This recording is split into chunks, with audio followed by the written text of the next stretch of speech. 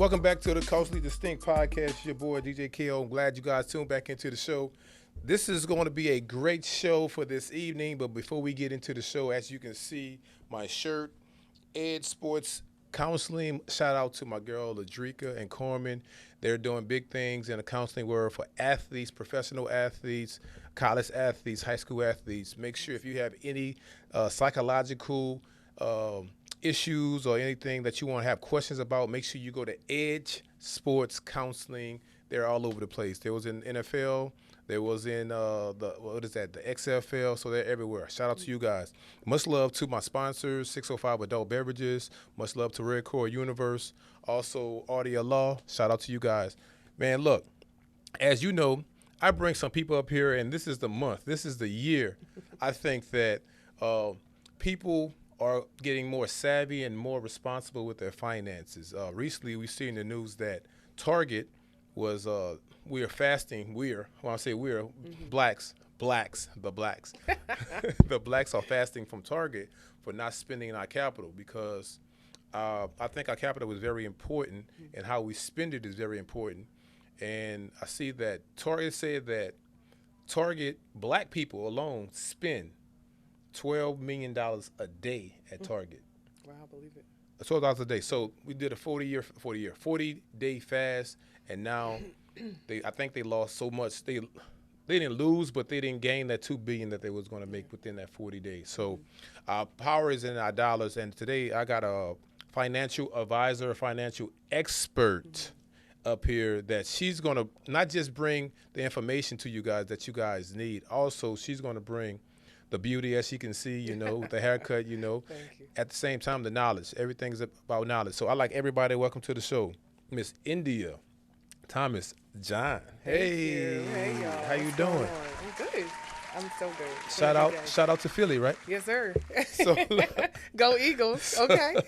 So look, India, tell the people. Even though I spoiled the fun for you, It's all good. So tell the people where you're from and how long you been in Houston. So I've been in Houston for 3 years, and I am from Philly, born and raised. Before I moved here, which is almost 3 years ago, I was in the DMV, which is D.C., Maryland, Virginia. Shout out, D.C. Everybody is not used to that. I was there for 2 years, and yeah, I'm loving it. This is home. Okay, you like Houston? I love Houston. Is it better than Philly? See, he's trying to get me in trouble. He's trying to get me in trouble. But Philly is nice. Philly is cool. Shout out to East Coast. Yeah. Shout out to the Philadelphia Eagles for winning the Super Bowl. We had some guys. Yes, we did. I mean, we're going to pause for a second. Okay. Like, this is our second, okay? So we're just saying. It's the just second saying, or the yeah. second time going to the Super Bowl? No, I mean, it's the second time going to the Super Bowl. The first time winning. Yes, first time. No. We've been to we won twice. Oh, really? Yes. Oh, my bad. Well, Yes, sir. what I been Get it at? right. Where you been? My bad. Yes. Hey, shout out to Jalen Hurts. He's from Houston, so Yeah, exactly. Yeah, so we get so a little love from y'all. We should H-Town. appreciate it. H-Town. Yeah. So let the people know, how long have you been doing finances? Over 22 years. 22 years. Yeah. So take me down memory lane when it comes to finances. Where did you even learn how to do finances? Well, it was a very, I guess you can say, nice path for me. I fell into the industry, got my degree in education. Okay. But around the time I was graduating, the teachers went on strike. So it was a very tough time, and therefore it was hard to get a job at the time. So I wanted a nice job, and you know how back in the day when you would actually fill out ads, you know what I'm saying, and go, pound the pavement, as we would say. But I had walked on to an agency where he had a auto tags place and also an agency, auto insurance agency attached. So really young, got hired at his auto tags, but he liked how personable I was. And he was like, India, would you be interested in doing insurance?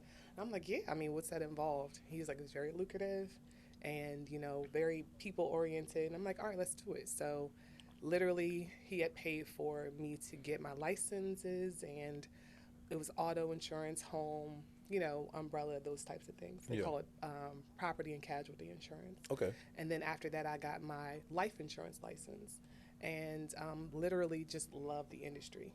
Okay. I really love talking to people, helping people, being that confidant for people. And I just literally, it's been history since then. So this was just somebody that said, okay, Yeah. this field would be lucrative. I think you should try this. Yeah, So this was honestly. out. This is in Philly, or this is Yeah, in. this was outside of Philly. I was living in the suburbs of Philly, Abington. Shout Okay. out, yeah. Okay, give a shout out to Philly. Now we in Yeah. Texas now. Hold on now. I hear so you. so now being using PNC, Mm-hmm. all right. So how did you transition from that Mm-hmm. to finances? So they are very similar. Okay. They're really similar. So you go into, I guess you can say, my path was going into the insurance avenue, and then it was like, okay, well, we can do financing too. So I'll tell you how I got into it. At the time, I was working for a State Farm agent, and they were like, you know what, you can do this. Like, you can have your own agency. So they were basically trying to get me to do that as well. So when you become your own agent, you also are introduced to the world of financing and being invested as an investor for clients. So it was like, okay, all right, let me see about that. So you got to get your license. Okay, I got that license. And at the time, I was married. I'm divorced now, 5 years, thank God. And at the time, my ex-husband quit his job and decided to become a real estate agent. Okay. So I didn't want to have two unstable household incomes coming in. So I was just like, all right, well, I took a back seat to that and allowed him to do his thing. Okay. Yeah. So all right. So now I have a lot of questions because we're in that era where a lot of us Mm-hmm. are being conscious of our finances. Yeah, thank God. What is the very first thing that you think about when it comes to us?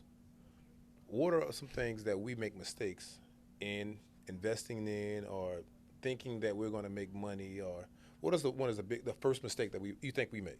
I think in general, I think we just spend too much. That's first off. Okay. Okay.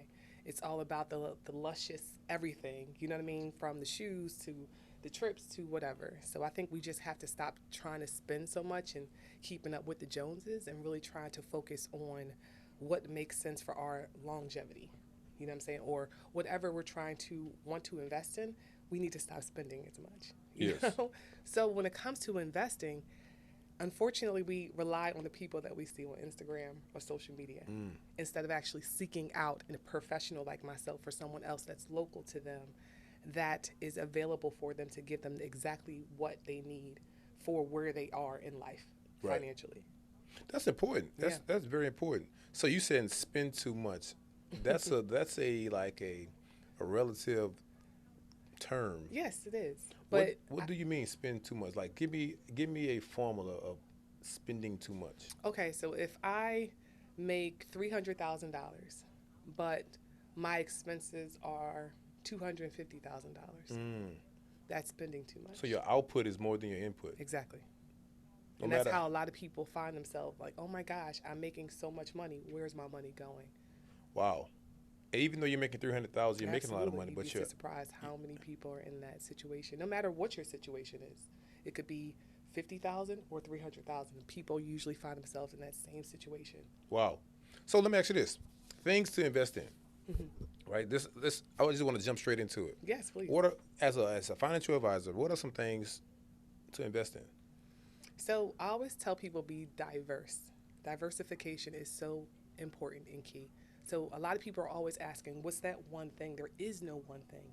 It's a plethora of things. Just like when people say, oh my gosh, I love eating out, or I love having hamburgers, or this or that, or I like this kind of wine and that kind of liquor. Like, just like you have so many different types of shows that you like, you need to be diverse when it comes to your income, or I should say your investments. So having a little bit of Bitcoin, or, you know, having a little bit of investment in the market. Sometimes people like to do a little gambling when it comes to sports or whatever the case may be. Have that like as your little play money. You know what I mean? That you can do whatever you like to do. But being able to diversify it and putting in different avenues is important. Doing property investments, rental properties, or Airbnbs. Of course, putting money into the market, having your 401ks or your IRAs in general. Yeah. Being educated on that stuff and having your money in all these areas. Annuities, just like that. It's important for you to have your money in all these areas because they're all going to make you money and also have risks involved, and therefore also have those stabilities when that risk is involved in one place. you can have that stability in another area. Does that make sense? Yeah, yeah, yeah. So I want to get into that because you named some names, and a lot of people hear these names, especially if they work or they have a little capital, but they really don't know what they are. You Yeah. said you mentioned IRA, you mentioned 401k, you mentioned annuity, you mentioned the stock market. Uh, you didn't say mutual fund, but Yeah, mutual funds. mutual Yeah. fund. You have different avenues. So could you kind of like briefly break down each one? What are they and how do they benefit you? Okay, perfect. So mutual funds, I'll say that's a multitude of different stocks and bonds, okay, that is in one family, okay, and that might be like 40 or 50 different types of funds that you have for yourself. So in that fund, there is a multitude of places that are like, okay, if I have money in Microsoft and Apple and, a couple of other different types of investments, if one of those stocks might fall, then it's not so dependent because you have 40 different ones that are doing well. Okay, so that's why they call it mutual funds, because it's the mutual amount of funds in that one family. So that's also helpful, and a lot of 401ks are around that mutual fund family. Okay. Then we have, you had talked about also IRAs. Okay, so 401k and IRA is pretty much the same thing, but a 401k is when a company actually invests in you. Okay, and they say, okay, we're going to match you with 5%. Okay. And you can add an additional 5%, right? And then you have that 10% growing, okay, from now until your retirement.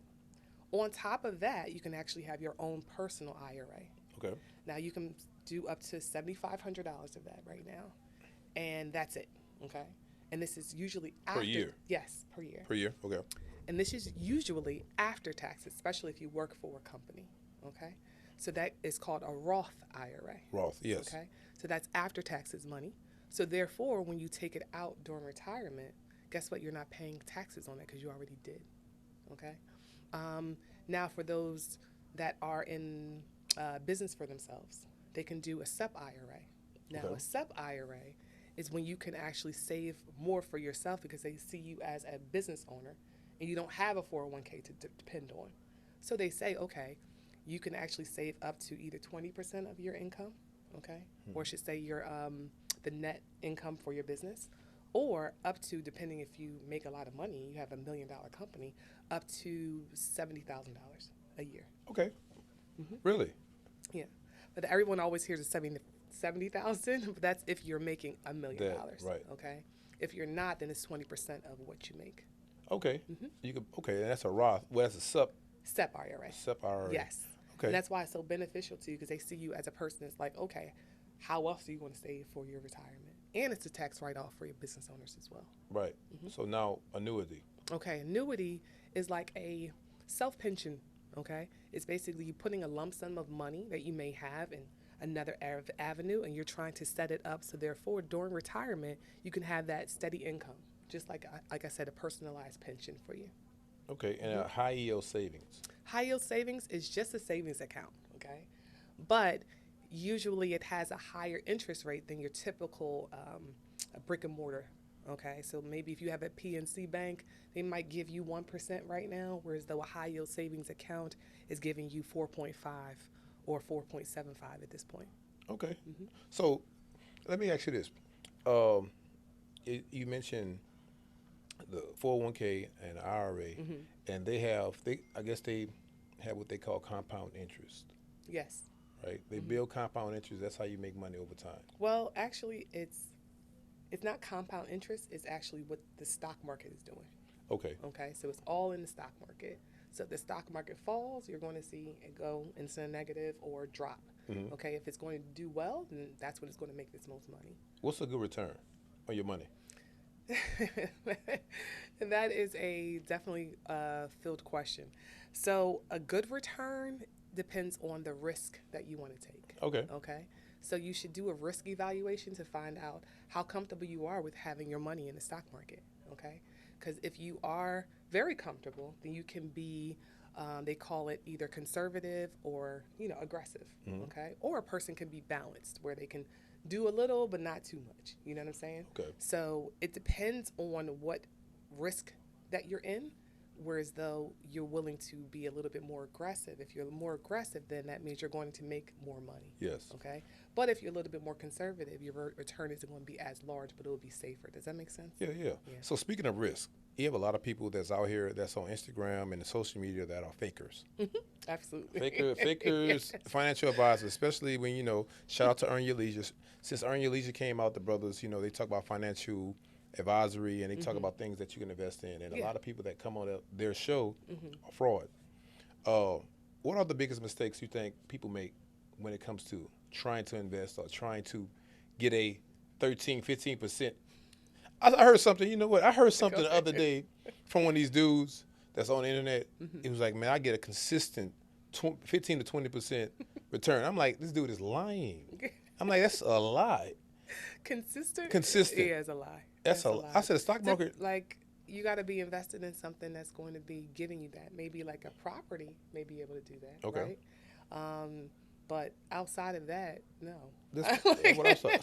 So what is the biggest mistake that you think people make when it comes to investing? Yeah, like I said it before, they're not seeking a counsel of someone that's professional.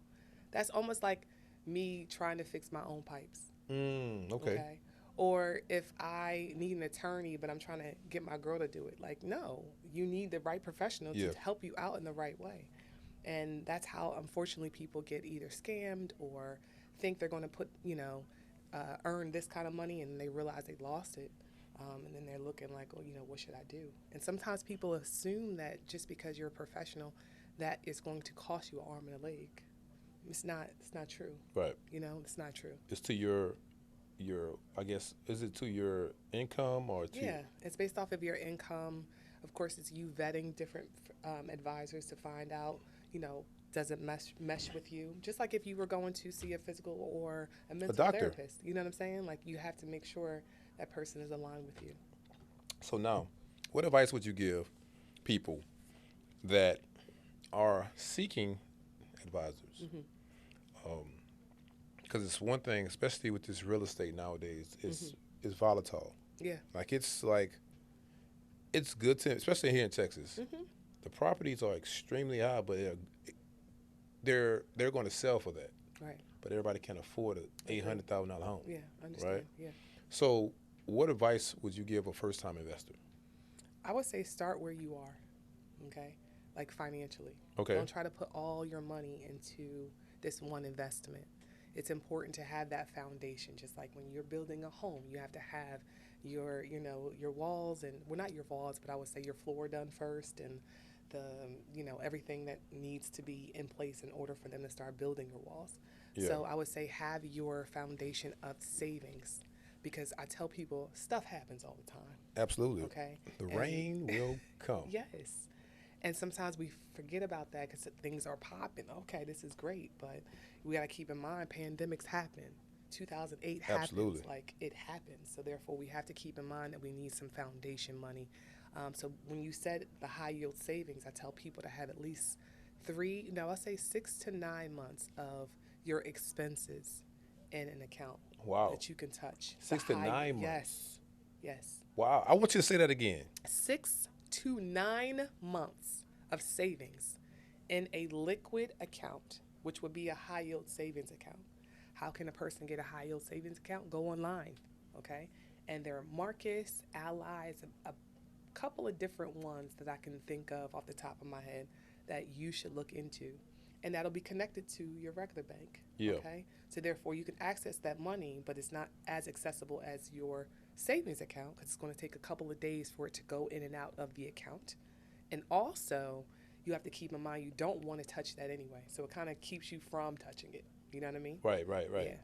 That makes sense. 6 to 9 months. That's a lot of money. So if my bills equated up to $6,000, that's $36,000 I would have to have Yeah. in a high yield And you know account. why? It's because you can then borrow from yourself. You become your own bank. So therefore, once stuff happens, Yeah. you can rely on you instead of your credit card or your homie or your girlfriend to help you out. So I'm glad we're on that topic. Let's talk about, do you have any experience or any information on IUL? Yes, I do. Absolutely. IUL, you think that's a benefit? You think that's or is it a good investment? It is, but there are also other ways to do it. Okay. So it's IUL, guys. Okay. That's a Yes, let me tell them. go ahead. So it's an indexed universal life insurance policy. Life insurance, guys. Yes. Yes. So let's talk about it. Let's talk about it. Okay. So let's talk about what kind of life insurance policies are out there in the first place. Okay. So term insurance, then you have IUL, you have UL, which is regular universal life insurance, and then you have whole life insurance. Okay. So we have term insurance. Term is exactly what it names for, which is it's for a specific amount of time, a term. Okay. It could be for 10 years, 20 years, 30 years, sometimes 15, but for the most 10, 20, and 30. All right. So that basically means that you get this for a specific reason. Say if you have a house, or you unfortunately had a divorce, or it's for the kids, right? So therefore, all these things are going to end at some point in time. So therefore, that's why you want to have that policy for, God forbid, if something happens to me, this thing or these people are covered for that time that's necessary, okay? So that's why it is important to have that. Now, it's least expensive because it's kind of like either you use it or lose it. Correct. Okay? Then we have the IUL, Indexed Universal Life. It's called Indexed Universal Life because it is connected to the market. So it has its ever changes and flows with the market because the market has its ever changes and flows. Absolutely. So therefore, sometimes money can be lost or gained. All right. So it does have, they call it like a cash value, whereas though you do have some money accumulating on it, but it depends on how well the market does and what it's invested in. Okay. So that's why it's okay. You know what I mean? It is a life insurance portion of it. So it does have a death benefit for your beneficiaries. Okay. But there's no that money that's fluctuating is not guaranteed. Correct. And sometimes people forget that. Or sometimes advisors will advise like, oh my God, this is going to make this much in the future. We have no idea. Okay. Because we don't know what the That's market's honest. I going like to do. that. That's honest. That's honest. True. That's okay? true. Yeah. So then universal life, right? I said the UL. That's just a regular life insurance policy, but it has its ever changes and flows that's not connected to the market, all right? But it's still not guaranteed. That's just the money that you put in. The money you put in, some of it can be accumulated, but it's not much. And sometimes if a person starts to take that accumulated money, then it cuts on the time. Got Where you. I've had clients call me and they're like, I thought it wasn't a policy, I sold them. But I thought I had this policy until I died. Now I'm 65 and I got a letter that this is going to end in 2 years. Yeah. Does it gain interest? It does, but again, all of it's not guaranteed. Okay. That's just how universal I got you. policies work, okay? Okay. No matter if it's indexed or regular. Then we have whole life. Now, the reason why people don't talk about whole life is because there are only 5 companies in the United States that sell it. I'll tell you why. The reason why is because all of that money that's accumulated in those policies are guaranteed to you, period. So that means that risk is fully on the company. And it's called whole life because it never runs out. I don't care if you die at 115, the policy is going to pay out. Wow. Really? Yes. So that's why it's only 5 companies in this industry for that policy, So which is is a it- whole life insurance. So I will tell you, AIG. no. They're not one? Wow. So it is Northwestern Mutual, Mass Mutual, Guardian, New York Life, and Gerber. That's it. I didn't give me a whole life policy. Yeah. I didn't know that. So the whole life policy is because it has all these bells and whistles. Let me tell you what the bells and whistles are. You have your death benefit like all the rest of them do. The policy never runs out. So that death benefit is always accumulating, no matter how old you get. Right. Then you have your dividends. So how well the company is month. doing, you're going to get that every month. And at a point where the dividends will start to pay for the policy itself, so you don't have to pay for it anymore. Then it also has the cash value on it. So that's the money that is what you're talking about, like interest. Yeah. That will continue to Over be time, on there yeah. over time, no matter how old you get. You can take it out for tuition, fix it on a house. Listen, anything you desire. Tuition. Tax free. Tax free. Yeah. Okay. So tuition to pay on a house, pay for A wedding. a wedding. Exactly. Surgery. Yes. Yeah. All of that. Now, you can either pay that back to yourself with a little bit of interest. And I say a little bit, we're talking about like 2%. Okay. Or you can just like, okay, well, it starts from wherever you took it out of. Does that make sense? Yeah. So yeah, now that policy of all of those is the most expensive, but it's because you're getting the most of it or out of it. If that makes sense. So for my age, if I was to get $1 million policy, that would probably be what, $200 a month? For whole life? Whole life. Oh no. More than that? Yes. Really? Yes. Okay. What are we looking at? For $1 million policy for a person in their mid-40s. We're talking about $500 A month? Easy. Okay. But it's worth it, though. Yeah. Ooh, excuse me. Yes. It's worth it. it. Definitely is. Okay. Yeah, I need to look into that. Guys, make sure you guys look at that whole life policies. Because I was very familiar with UILs. And but a lot of people, like this, our life expectancy is longer now. People are living to like 90 and 100 years old. No, longer than that. Longer than that. Yeah. And these policies last, what, to 70, maybe? What, 2, 4? Like 70, they stop at 70. Some of the ULs, yeah. Yeah. 70, you're still young. Yeah. You're still out in the streets. You're still outside. You feel me? Yeah, you outside. You know what I'm saying? Yeah. Okay, I didn't know that the whole life. So I got to convert. Now, I'll tell you the reason why a lot of people don't know about it is because it's only those 5 companies that sell it. So therefore, if you think about it, if it's a limited amount of companies, they have limited amount of people or brokers like myself that sell it. So it's not been told to us that it's available. So you sell it. Absolutely. We're going to get a policy after I leave here, okay? Okay, sounds good to me. We got it. You heard that, huh? So what is the fastest way to get wealthy? Let's talk about it. Look, guys, we talking about money here on this podcast. Let's get to it. We you know what I'm saying? We got these terms, and since I have the guru here, I like that. Okay. what is the fastest, safest way? Because I know fast is like the safest way to gain wealth. So, first off, let's stop at the fast. Okay. Okay. I'll take that. Okay. All right. That's fair. Because that's another issue. You know, we were talking about what are the issues in our community. Yeah. We want it fast. Everybody wanted wanted now. now. I want it now. I want it now. I want it yesterday. Yeah, You know yeah, what I yeah. mean? It's like, no. How about we slow down? I need that chain, baby. You know what I mean? I need that Cuban link, baby. Exactly. You feel me? And that's the issue. Like, what are we in a rush for? Help me out. But no, but for real, it's more so about you doing it in a safe way, right? Okay. And diversifying that.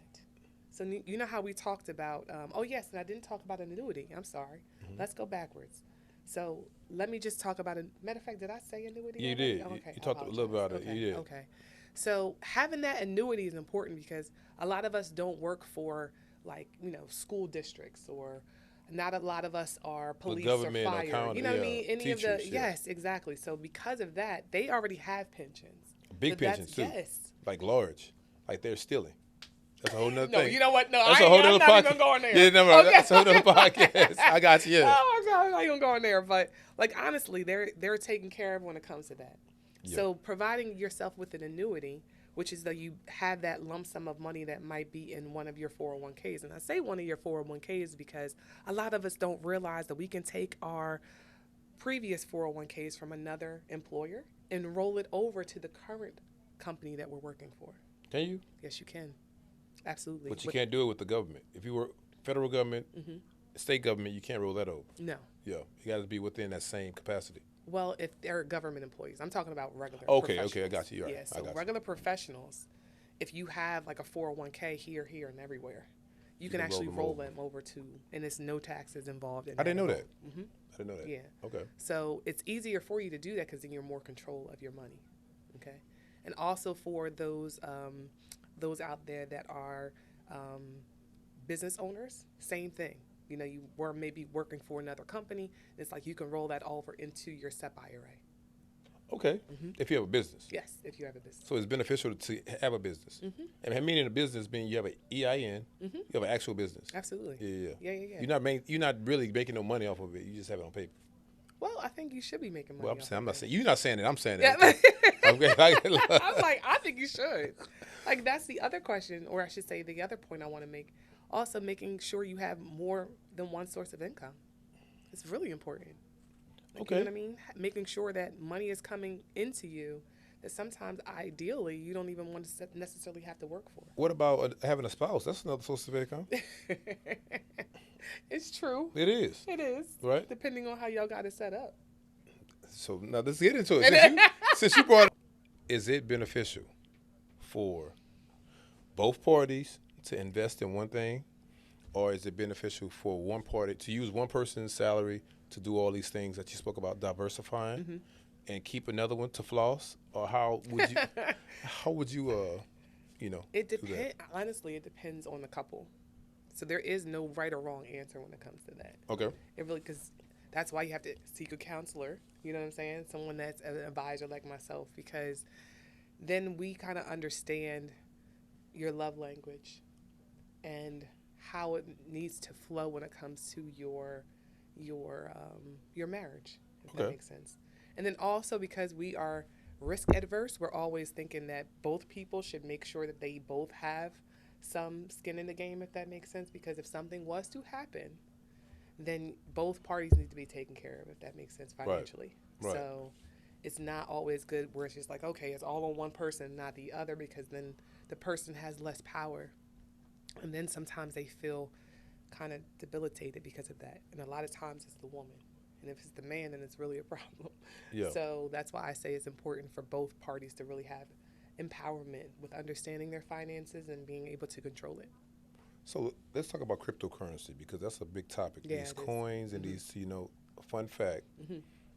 In the last, since the pandemic, 2021, 4 years ago, there's been over 20,000 coins that came out. 18,000 of them, blacks, invested heavily in, and they all failed. Yeah. So is cryptocurrency a smart move if you want to become rich or wealthy?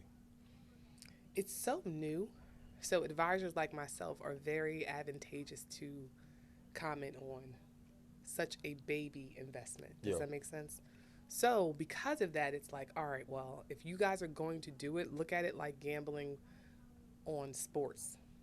Use like 1 to 2%, and I'm really more so about 1% of your income with doing it because it's so risky. Yes, very And there's risky. so many other avenues for you to make wealth and that had been around before we were even thought of, that are guaranteed to, not guaranteed, but have more stability with being able to make you income because it's made so many other people. Does that make sense? Yeah. So that's why I say it's so new, but I don't knock it. That's why I say if you're going to do it, Would do you 1 invest to in it? 2%. Yeah, 1%. Or would you? Would I? Yeah. Yeah, I have like 1 or 2, Okay. but it's not. It's like play money. Yeah, yeah. I It's don't- not. You're not putting a big lump sum No, in sir. there. Yeah. No, 1% of my income, absolutely. So you use the term guaranteed. I know nothing in life is guaranteed, but not. death and life. Right. So in taxes And whole life insurance. and whole life insurance. Hey. Yes. So I want to ask you this: what is the closest thing or things? Because you mentioned diversification. Diversification. What is the closest things to guaranteed making money? Guaranteed. The closest. Whole life, Yeah. but you got to die No, no, no. pretty much Whole for life, that. remember Well, you we can take say stuff that, out. Yeah, that's right. Mm-hmm. Whole life. And what People else? sometimes actually, first off, you'll have as many policies as you can afford. You know what I mean? So some people will just take it out, so therefore it can make money. Okay?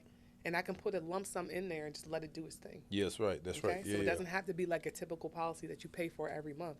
I can put $300,000 in there and just let it do what it do. It's gonna get that return. And Whatever the you- stock market does. Now it's not going to do as much as the stock market, okay? But it will do about 4 to 7% But still a nice guaranteed. return. Yeah. Every it's year? yes, every year. Why wouldn't do it? If I had, who wouldn't do that though?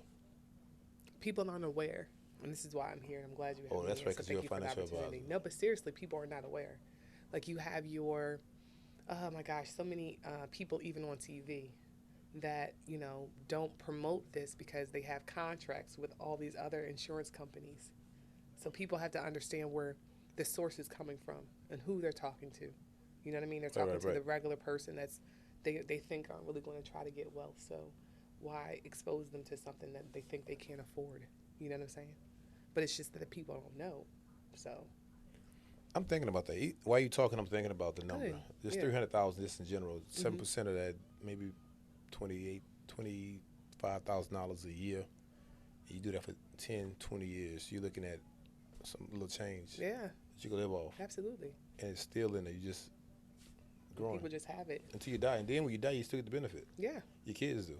They can absolutely. still roll it over. And that's all cash free. Excuse me, tax free. Tax free, Mhm. cash dollars, Mhm. excluding the funeral. Yeah.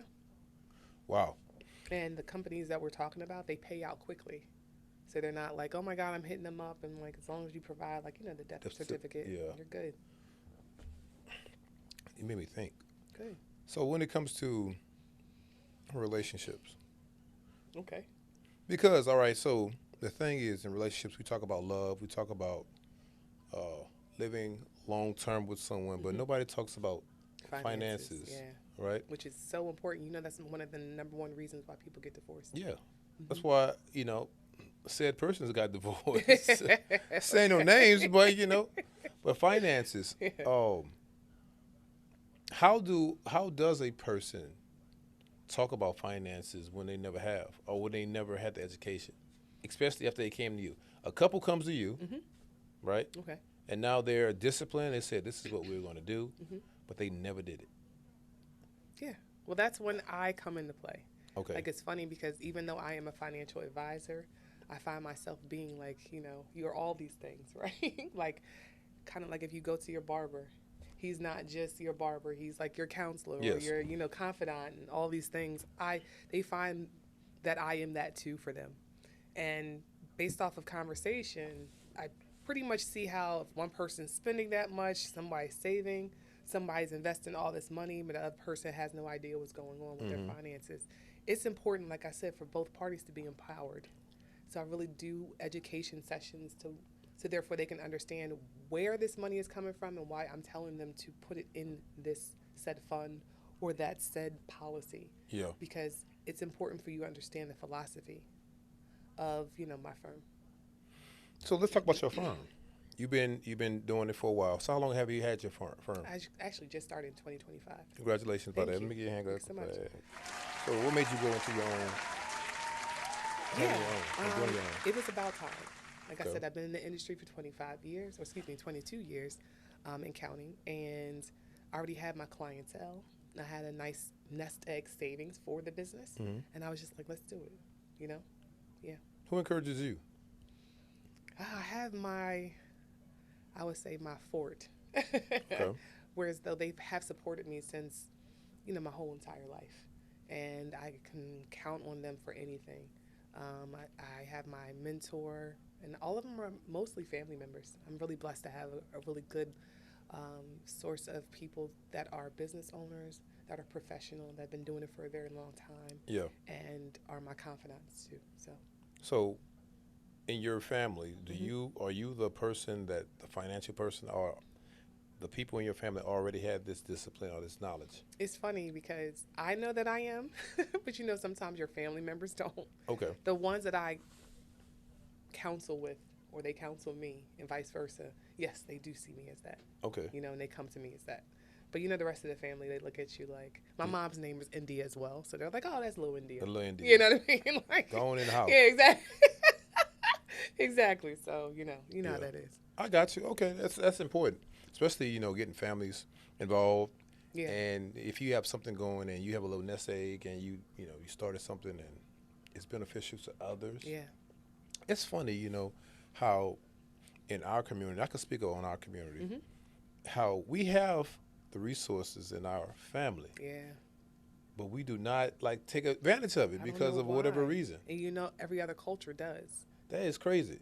Yeah. I need to do a research paper on that or some type of dissertation or something. Well, to me, I think it also has to do with slavery, and that's another. What's your family members? Yeah. Not somebody close to the family, your family members. Yeah. Like an auntie, uncle, cousin. We're kind of taught not to trust anybody, which is messed up, but we are in our culture. Yeah. Not even our own people, Yeah, that's cold. because of sometimes the trauma we've been through. I can't relate directly, but I'm just saying. Right. Previous generations, it's a lot of trauma that we have dealt with in our community. Would you date somebody who had bad spending habits? No. So you I'm sorry, I answered that just a little too no, quick. But no. it becomes hazardous to what my trajectory is for my future. Okay. I'll say that. Okay. So it has to be someone borderline.